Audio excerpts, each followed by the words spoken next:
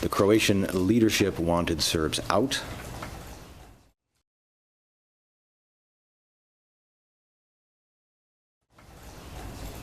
Planned to get them out through illegal means, insisted that they weren't coming back,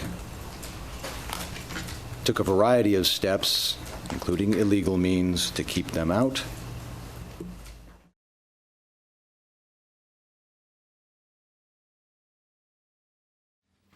I'll quote from a conversation about one part of Krajina where Serbs had lived. Quote, "If you ask me the first, I define 5 priorities according to the urgency of colonizing these places with Croats.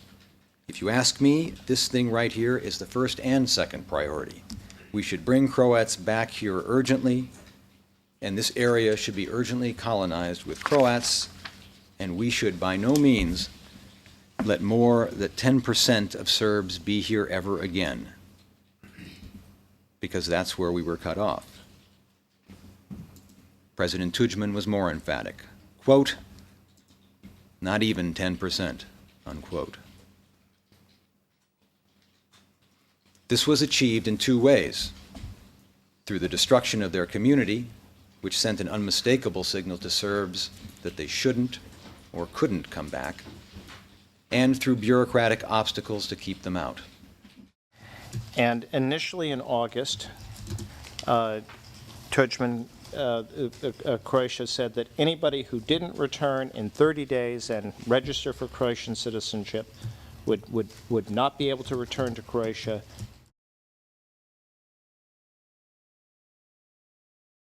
And would not be, and their property would be confiscated. At this time, this is a few weeks after Operation Storm, I am, on instructions from my government, I am criticizing Croatia for the human rights abuses that are taking place in the Krajina, and insisting that, as a matter of fundamental human rights, the Serbs should have the right to return home and to recover their property. We were also trying to get Croatia to reverse a decision which was to strip the Krajina Serbs of citizenship and to confiscate their property unless they claimed it in 30 days. And of course, nobody was allowed to come back in the 30 days.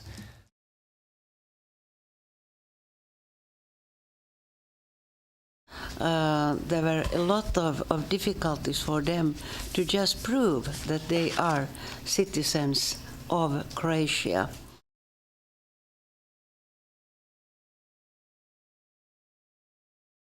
And it was practically very difficult for them when trying to get back their property, because they had a 90 days limit within which they should claim for their property. When the few people did try to return, they found they couldn't get visas if they were in Serbia. If they tried to recover their property, the local officials would never return it. There'd be people living in it. Nobody would evict those people who were living in it. So as a practical matter, there were virtually, the system was set up to guarantee that there would be no returns.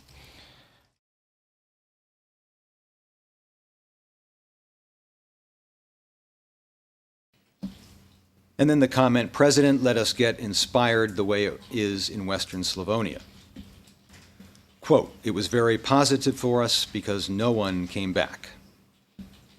Unquote. Adding then, quote, "We should not let them come here.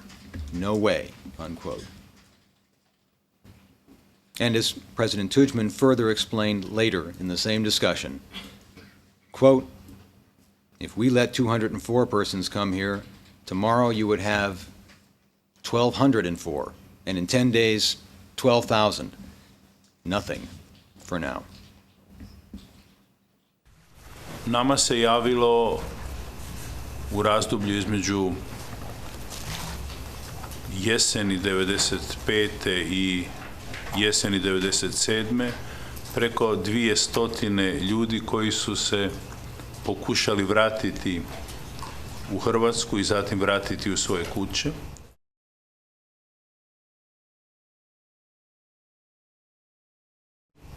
koji su u tim kućama našli ljude, ponavljam opet najčešće hrvatske državljane, hrvatske etničke pripadnosti koji su bili prisiljeni napustiti Bosnu i Hercegovinu, koji su im mahali pred nosom doslovce dokumentima kojima su bili ovlašteni da žive u tim kućama.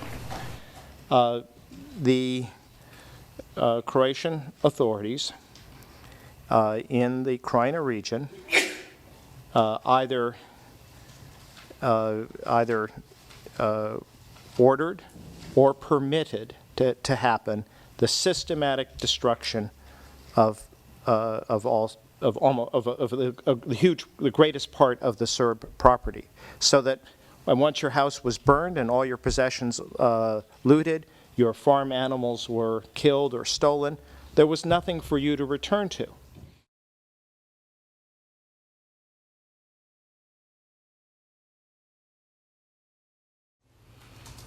Proces povratka srpskog stanovništva na područje Krajine jest kontinuirani proces.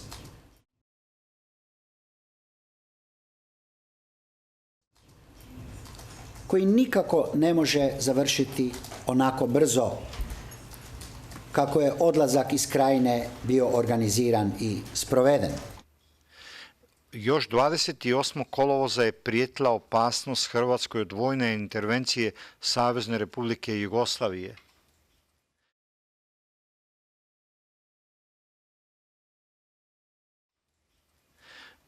Tog dana je još uvijek bila opasnost da će nam slati i teroriste u Hrvatsku.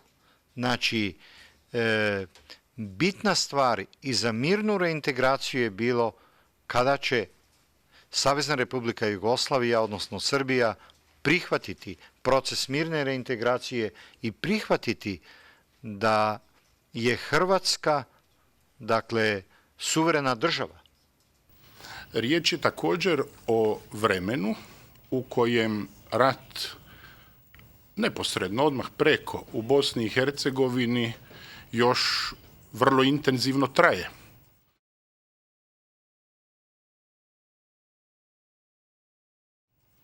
U kojem Mladićeve snage a gotovo da atakiraju ili imaju šanse da atakiraju ponovno, ukoliko bi se zapravo prepustio prostor potpuno prazan, da ponovno presjeku Hrvatsku do kraja.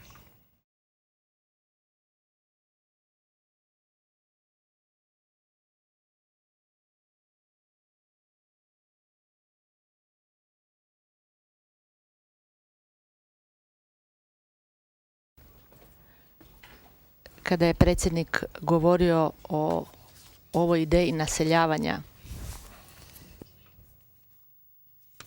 iz Argentine i od kojekuda iz svijeta,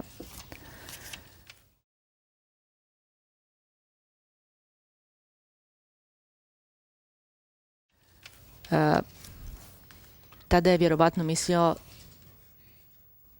na ono što se kasnije i provelo, a to je u kuće koje su se otkupile da se nasele ljudi. Međutim, ova ideja uopće se nikada nije ni realizirala, vezana za naseljavanje ljudi koji su živjeli u svijetu, Hrvata iz svijeta.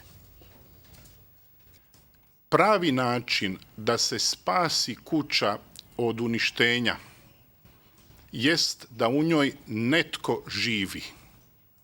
Ili stvarni vlasnik ili privremeni naseljenik.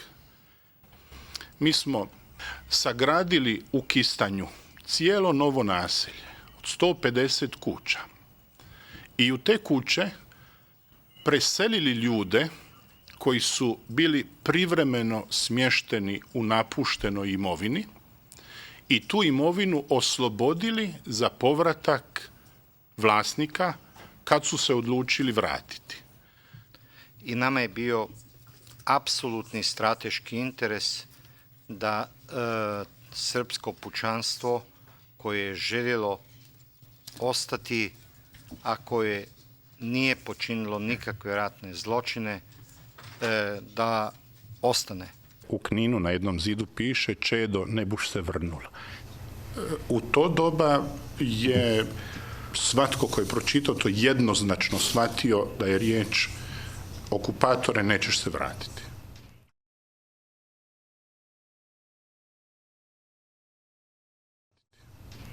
Ne Srbine, drugčije bi bilo. Dakle, bilo je puno srpskih imena, ali kad bi mi rekli Čedo, to se odnosilo na ovo. Vidite, u hrvatskom jeziku Čedo, četnik. Svaki građanin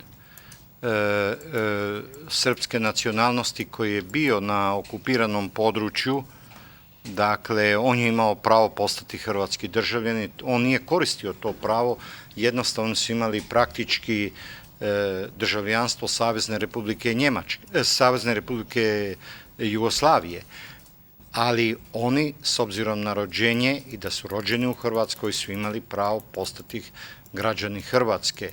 Kasnije, svi koji su to željeli su i postigli. Po mom saznanju nije postojala nikakva zapreka, oni koji su izrazili želju da se vrate, mogli se vratiti.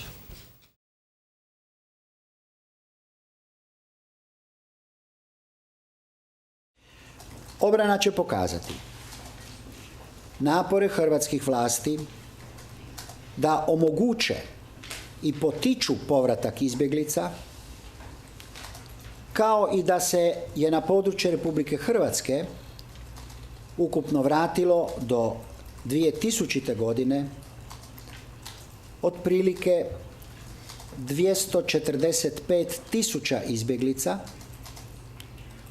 od kojeg broja je oko 122.500 izbjeglica srpskog etniciteta posljedično operacijama Bljesak i Oluja.